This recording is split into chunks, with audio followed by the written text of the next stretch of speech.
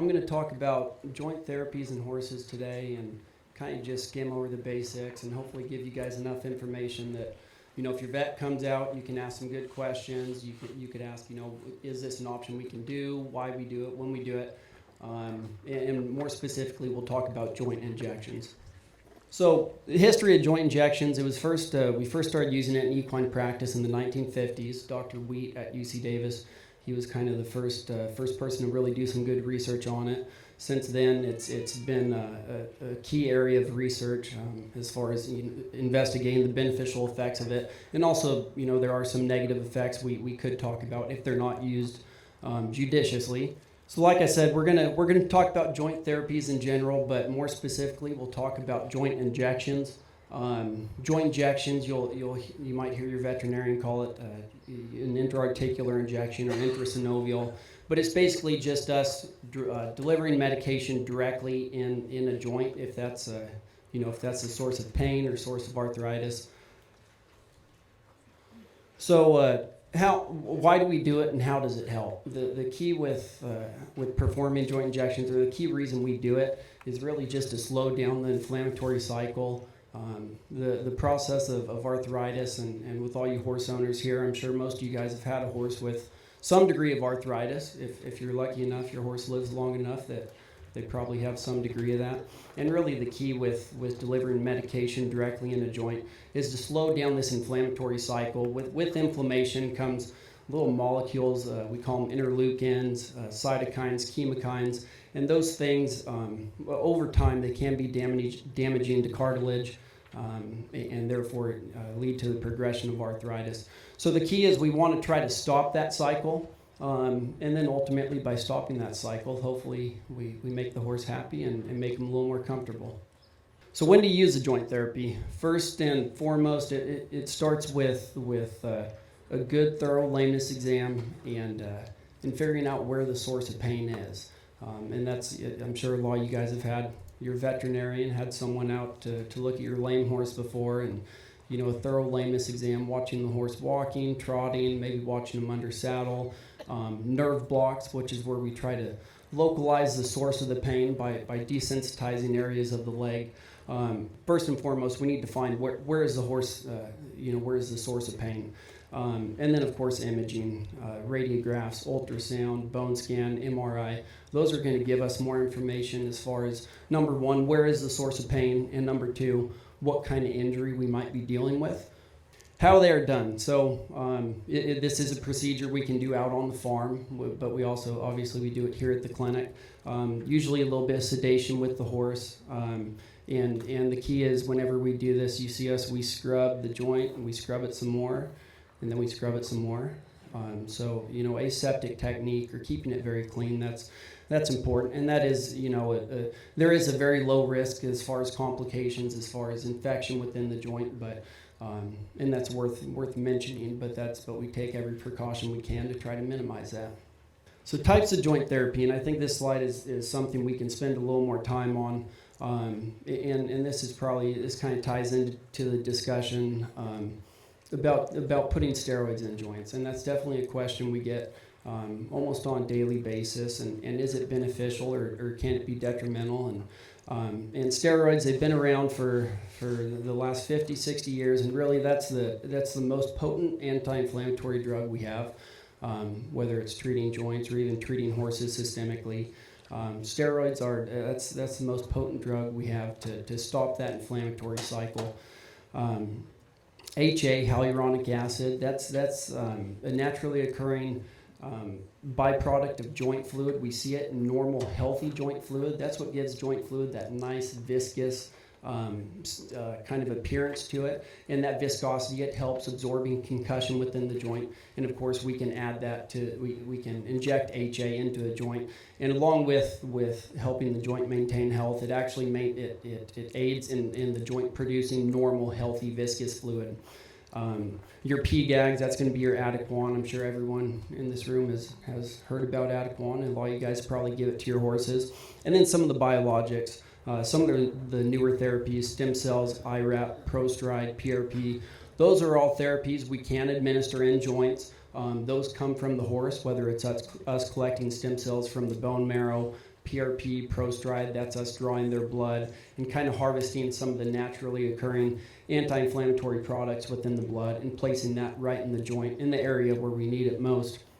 And then, of course, other types of joint therapies. You know, we're not going to get into it with this talk, but administering medication directly in a joint, that's only one thing we can do, and it's kind of part of more of a multifaceted approach, whether it's nutritional, rehab, surgery, all those things tie in together. But going back to steroids, you know, I think it's worth us talking about that. There's been quite a bit of science, and then within you know, the common press, but also science published, that certain steroids can be damaging to joints, and that's very much true. We have three main types of steroids we use. One in particular, when used in high doses, especially in high motion joints, that is damaging to cartilage, and that's something that gets passed along, and I hear that question often. But it's also worth noting there's a lot of good science to show that when using a different type of steroid, a lower strength steroid, when using that in appropriate doses, in appropriate joints, it's actually protective for cartilage. And part of that is we're just trying to break that inflammatory cycle. That chronic inflammation within a joint, over time, that will degrade cartilage. And so by stopping that inflammatory cycle, you know, there are some beneficial effects of steroids.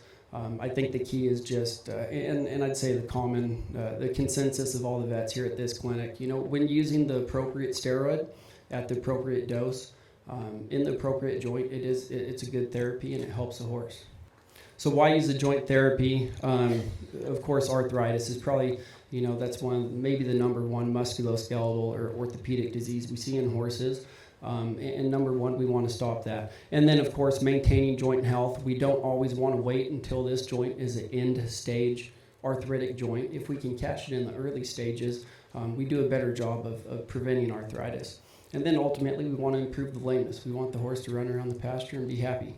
So who benefits from joint therapy? You know, it's a wide range of horses. It could be your 25-year-old horse standing out in the pasture that has some arthritis in its knee, or it could be the 6-year-old reining horse that's competing for $1 million. In the future of joint therapy, I think this is really exciting for us just because there is a lot of good research when it comes to some of the biologics we're using, Prostride, PRP. There's a lot of good research coming out. We've learned a lot about some of these therapies, but there's definitely, we still have a lot of room to make more progress. But it's exciting for us to think about what the future brings. Any questions? Just about nutrition and the role that it plays in joint therapies or joint disease. Great question. So really nutrition when it comes to maintaining joint and bone health, those are things that start before the horse is even born, when they're still in the mare. You know, ensuring that your mare is fed an appropriate diet. You have to think those bones are still growing before the foal is born.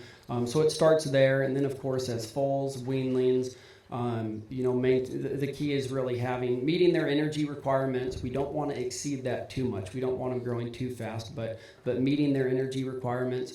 And then there's some research out there to show that certain minerals, copper and zinc in particular, those are very important in bone and cartilage health. And when horses are deficient in those, it may lead to an increase in what we call OCD, or osteochondrosis, and that's just where bone and cartilage doesn't form. And then, of course, you know, as horses live their life, you know, supplements definitely help with that. Whether it's your PGAGs or your Adequan or oral supplements as well, chondroitin and sulfate. There's been quite a bit of research on that. All those things. I think it just ties into kind of a multifaceted approach, and nutrition is definitely a big part of that. Her question was, is there things that you can do preventative in a horse's life to head off some of these arthritic type conditions? Yeah, I think that's an important question, because we don't want to wait until these horses become arthritic. And so nutrition, we talked about that. There's no doubt that's a key component to it. I think level of fitness, your horse's fitness plays a big role in it. As far as if a horse isn't fit, we definitely see, I think we see a higher incidence of musculoskeletal injuries, whether it's a tendon or even joint disease.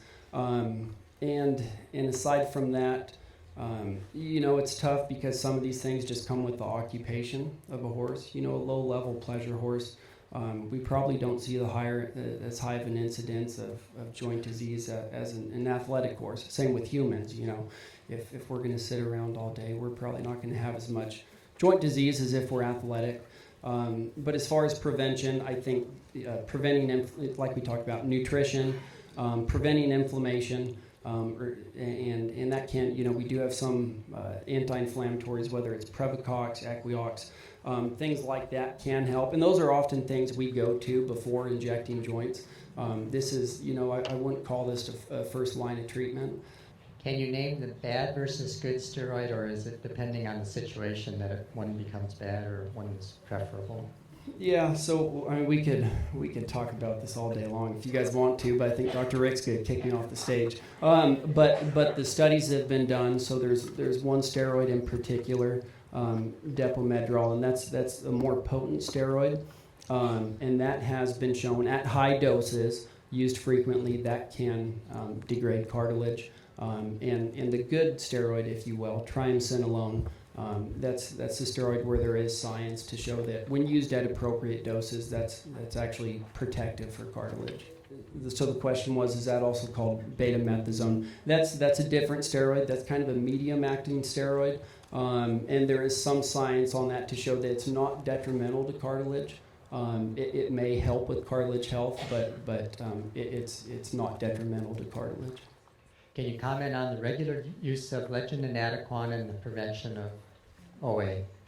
Yeah, great question. So Legend and Adequan, those are going to have, those are basically the building blocks to healthy cartilage. And I think this ties into your question. I missed that when you asked this question, but we look at that. Those are more chondroprotective. In stopping arthritis, and I shouldn't say stop, but maybe slow down the progression, or at least help with normal joint biology and cartilage health. And those contain the building blocks of cartilage. As far as using that in an end-stage joint or a horse with severe arthritis, we're not going to see nearly the effects as starting it on your 3-year-old horse. But those basically provide the building blocks of normal, healthy cartilage. Once you start steroid treatment, do you have to continue it forever? Great question. And we hear that a lot. And the short answer is no. The short answer is no. If you got to the point where you need to inject a joint repeatedly, we need to go back and we need to come up with a specific diagnosis. Make sure you're putting the medication in the correct area. Or number 2, it means that there could be an injury in that area, or there's just too much inflammation that you're only getting, let's say, 3-4 months out of an injection, which to us that's not acceptable, and that's not a successful treatment. We like to see you go get 2 years out of a joint injection. So to answer your question, no. Once you do it, you don't have to continue to inject that joint. What is the proven efficacy of both PRP and stem cells? I assume you mean intra-articular. Great question. Yeah, so stem cells, there's some work to show that may improve areas where you have cartilage erosion, and that may improve the healing of that. Dr. Rick, he uses that in some of his joints where he does surgery and does arthroscopic surgery on them, and you can put stem cells directly in that joint or in the area where there's cartilage erosion, and there's some work to show that helps. PRP in particular, there's a lot more science on that when it comes to using that in tendons and ligaments. But there is some new work on using it in joints, and really it's the anti-inflammatory effects. Platelets, they have natural anti-inflammatory effects, and also some healing factors. And we're starting to learn more about that and how that helps joints. But there'll be more work to come, I think, in the years to come. Thank you, Tyler. Thank you.